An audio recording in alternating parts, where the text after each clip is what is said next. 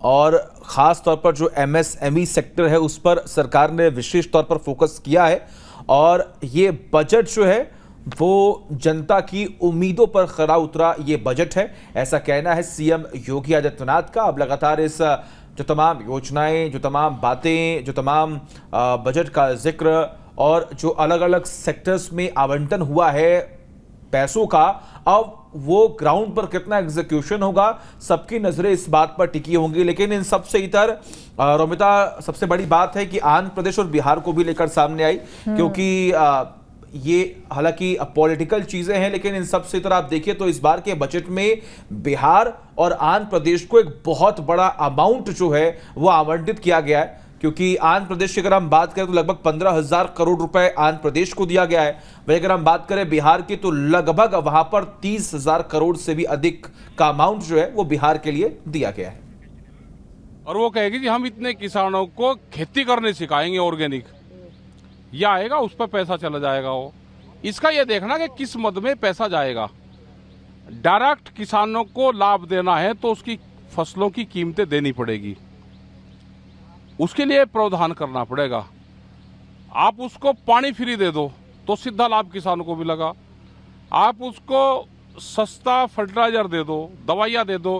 क्या जितने equipment agriculture में लगते हैं उस पर जीएसटी नहीं है, आप उसको फ्री कर दो तो इक्विपमेंट कुछ सस्ते हो जाएंगे। तो ये सारी चीजें हैं। आप सोलार पे दो, आप बिजली पे आप दो। एग्रीकल्चर ग्रामीण, उसमें पूरा जो अगर भूमिहीन किसान है वो भी एग्रीकल्चर में ही आता है। आपने उसके लिए क्या सुविधा करी? जो दूध उत्पादन करने वाले किसान हमारी महिलाएं, माताएं हैं, वे भूमिहीन हैं, उनके पास में जमीन भी नहीं है लेकिन वो दूध का उत्पादन करती है। उसके लिए क्या किया बजट में? 20 रुपए किलो दूध के रेट कम हो गए एक साल में। सबसे ज्यादा हालात तो उनकी खराब है। जो कारखानों में काम करते हैं लेबर, उसका क्या करा? आपने हेल्थ पे क्या किया? ग्रामीण हेल्थ पे कोई योजनाएं हैं? एजुकेशन आप उनको फ्री दे दो, उन पे काम करना चाहिए। एजुकेशन जो दिल्ली की एजुकेशन है आप वो करो ना गांव में भी। वित्त मंत्री सीतारमण जी कहे नेचुरल फार्मिंग बढ़ावा दिया गया है। ग्राम पंचायत अगर योजना लागू करना चाहेंगे तो बढ़ावा मैं बता दो कि कोई ना कोई एनजीओ कंपनी आएगी, वो पैसे लेगी, वो कहेगी कि मैं नेचुरल फार्मिंग किसानों को सिखाऊंगी। वे 100 किसानों को बुलवाएंगे, उनका बजट लेंगे, उनको बताएंगे कि आप इसमें गोबर की खाद गिरो, ये गिरो। ये तो किसान कर ही रहा। आप उसकी अलग से मार्केटिंग आप अगर दे दोगे, उसकी अलग मार्केट दे दो उसकी, तो किसान तो नेचुरल फार्मिंग कुछ किसान कर रहे हैं। राज्य के साथ साझेदारी करके केंद्र सरकार डिजिटल इंफ्रास्ट्रक्चर बढ़ाने का काम करेगी, जिससे किसानों को। हमने तो कहा कि डिजिटल बढ़ाओ ना, हमें किसानों को डिजिटल कैंपेन से जोड़ दो। हमारा गन्ने का भुगतान, दूसरी भुगतान भी आप डिजिटल से कर दो। कौन सी टेक्नोलॉजी आप डिजिटल से दोगे किसानों को? भाई हमारा भुगतान भी जोड़ दो ना आप उसी से, डिजिटल से ही, डिजिटल प्लेटफॉर्म से आप बढ़ाओ। प्रधानमंत्री का पायलट प्रोजेक्ट है डिजिटल कैंपेन, आप बढ़ा दो। हमारा गन्ने का फसल तो एक साल में आ रही फसल 1-1.5 साल में, और भुगतान उसका होता है वो भी 12 महीने में, 8 महीने में। अभी कुछ फैक्ट्रियों का भुगतान जो गन्ने का है वो नवंबर दिसंबर का हुआ। कृषि और जुड़े सेक्टरों को 1.52 लाख रुपए का प्रावधान दिया गया, ये कारगर साबित हो कृषि। अब कृषि में बहुत से सेक्टर आएंगे, आप कौन से सेक्टर में कितना फंड दोगे? आप कल तो ये भी कहोगे कि पुलिस को हमने इतना फंड दे दिया, उसकी तनख्वाह दे रहे हैं हम। ये जो सेक्टरों में पैसे देने की बात करी, इसको डिफाइन करना पड़ेगा कि किस सेक्टर में कितना जा रहा है और वो कहाँ लग रहा है। आप भाव देने की बात नहीं करते, सारी बात करते हो भाई एमएसपी गारंटी कानून दे दो। आप ये तो कहो कि हम सब फसलें हम खरीद देंगे, उसका नुकसान होगा तो हम भरपाई सरकार करेगी, उसकी कुछ नहीं कर रही। अभी बाढ़ आई, पूरा हमारा उत्तर प्रदेश और बिहार, बहुत हिस्से बाढ़ से प्रभावित हुए। क्या उन किसानों को लाभ मिल रहा है? नुकसान की कोई भरपाई हो रही है? वो नहीं हो पा रही है। सरकार 32 फसलों के लिए 109 किस्में की लॉन्च करेगी। नई किस्में लेकर आ रही, जिस तरह से क्लाइमेट चेंज हो रहा है वो उनका ठीक है कि उस तरह की फसलें सरकारें लेकर आ रही है। लेकिन उसमें जेनेटिकली मॉडिफाइड सीड नहीं होनी चाहिए, जीएम सीड उसमें नहीं होने चाहिए। फसलें तो हमारे वैज्ञानिक है जो रिसर्च सेंटर हैं, क्या उसको फंड लोकेट किया है, उस पर कितना फंड जाएगा, उसके धीरे धीरे फंड काट रहे हैं ये सारे। क्या बाहर से किस्म लेके यहाँ पाएंगे? क्या वे तो आप सुन रहे थे राकेश टिकैत को, जिन्होंने कहा कि इस बार किसानों के लिए कोई प्रावधान नहीं है। आपको बता दें कि इस बार 1.52 लाख करोड़ का प्रावधान किसानों के लिए किया गया है, कृषि क्षेत्र में किया गया है, लेकिन किसान सम्मान निधि की जो राशि है उसमें कोई बढ़ोतरी नहीं की गई है। साथ ही बजट में एमएसपी को लेकर भी कोई प्रावधान नजर नहीं आता है। इसी पर निशाना साधते हुए राकेश टिकैत जो है वो नजर आ रहे थे। निशांत हमारे साथ मार्केट एक्सपर्ट जुड़े हुए हैं। निशांत जी, जैसे ही बजट पढ़ना शुरू किया निर्मला सीतारमण ने, हमने देखा कि बजट के बीच में ही शेयर मार्केट तो धड़ाम हो गया है।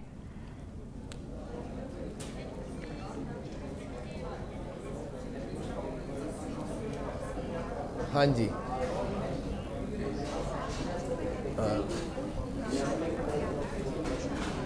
क्या फैक्टर्स आप देखते हैं जिससे इम्पैक्ट हुआ है बाजार पर? शायद निशांत तक हमारी आवाज़ नहीं पहुंच पा रही है। तो देखिए सचिन, हम इससे पहले भी बात कर रहे थे कि किस तरीके से शेयर मार्केट में जो है वो भारी गिरावट देखने के लिए मिल रही है और इस वक्त होड़ लगी हुई है शेयर्स बेचने के। निशांत एक बार फिर से हमारे साथ जुड़ गए। बिल्कुल, देखिए निशांत जो कि मार्केट एक्सपर्ट हैं, आपको मेरी आवाज आ रही है निशांत जी?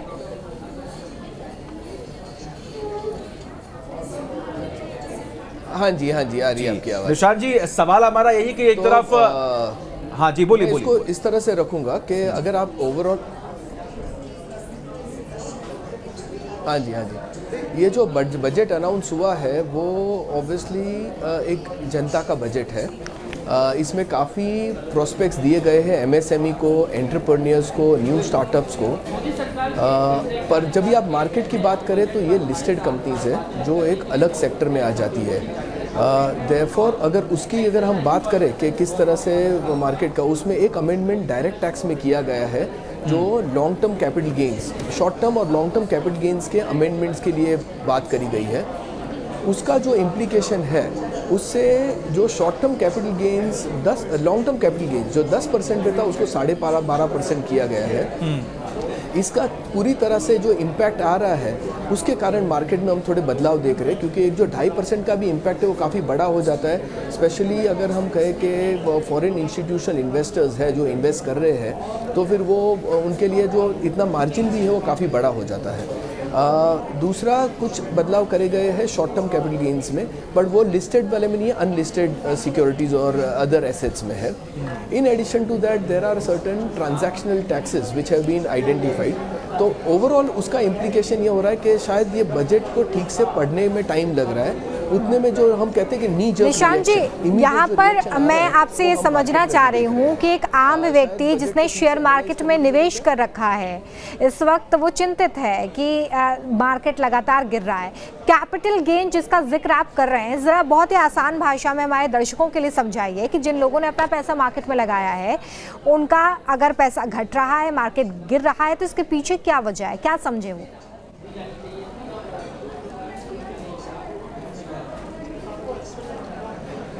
पहले मैं एक बार कैपिटल गेन्स क्या कहते हैं उसको समझा देता हूं, ताकि एक बार उसकी समझ आ गई तो ये जो बदलाव लाया है वो समझना आसान हो जाएगा। जी। जब हम पैसा मार्केट में लगाते हैं और जो शेयर्स खरीदते हैं, अगर वो शेयर्स हम 1 साल से ज़्यादा होल्ड करके रखते हैं, यानी 1 साल के अंदर अंदर बेच नहीं देते हैं, तो उसके बाद उसके ऊपर जो मुनाफा होता है उस मुनाफे को लॉन्ग टर्म कैपिटल गेन्स कहा जाता है, क्योंकि हमने लॉन्ग पीरियड के लिए होल्ड किया है, 1 साल के बियॉन्ड होल्ड किया है। ये है लिस्टेड सिक्योरिटीज़ के लिए। बाकी जो एसेट्स होते हैं उसमें 2 साल का प्रावधान है, 3 साल का प्रावधान है कि 3 साल के बियॉन्ड अगर पकड़ा है तो ही उसे लॉन्ग टर्म किया जाता है। अगर उसके अंदर 1 साल के अंदर लिस्टेड सिक्योरिटीज़ बेच दी या तो और कोई एसेट्स है जिसको 3 साल के अंदर बेच दिया, तो उसको शॉर्ट टर्म कैपिटल गेन्स किया जाता है, यानी जो मुनाफा हुआ है वो मुनाफा शॉर्ट टर्म कैपिटल गेन्स है। अब मैं पहले मार्केट रिलेटेड जो है लिस्टेड सिक्योरिटीज़ पे इस बजट के पहले capital gains tax on short term profits, short term gains was 15% and on long term profits was 10%, यानी 15% short term में लगता था और अगर 1 साल से ज़्यादा पकड़ा है और मुनाफा हो रहा है तो 10% लगता था। अभी उन्होंने थोड़े अमेंडमेंट लाए हुए हैं और जो लॉन्ग टर्म कैपिटल गेन्स 3 साल का था वो 3 साल को उन्होंने अभी 2 साल कर दिया गया है। तो ये जो ओवरऑल इम्प्लीकेशन है, इससे जनता का मानना, इस वक्त जो मार्केट एक्सपर्ट्स एनालाइज कर रहे हैं और जो इन्वेस्टर्स ने इन्वेस्ट किया हुआ है, उनका मानना है कि शायद लॉन्ग टर्म कैपिटल गेन्स 10% से 12.5% चला जाएगा। अगर वो 2.5% का बदलाव आ जाता है तो काफ़ी इम्पैक्ट हो जाता है। बट ये अभी जो बजट स्पीच हुई है उसके बेसिस पे है। शायद अपने को फाइन प्रिंट पढ़ने की ज़रूरत है कि क्या ये बदलाव एक्चुअली इस तरीके का है या ये बदलाव खाली अनलिस्टेड सिक्योरिटीज़ के लिए, दूसरे एसेट्स के लिए है। इसलिए मैं जो पहले कह रहा था कि आज जो अभी आप मार्केट में बदलाव देख रहे हैं, ये शायद ऐसा कह सकते हैं कि ये जो हम कहते हैं नी जर्क रिएक्शन, कि हमने अभी सुना है और उसके कारण हम इमीडिएट एक्शन ले रहे हैं। इस बात को थोड़ी समझने की आवश्यकता है। तो निशांत जी, आपका कहना है कि जितने भी शेयर होल्डर्स हैं वो वेट करें, वो स्टडी करें, अभी मार्केट कुछ ही घंटों के बाद स्टेबल हो सकती है, आप ये कहना चाह रहे हैं मतलब? बिल्कुल बिल्कुल बिल्कुल, आपने सही फरमाया।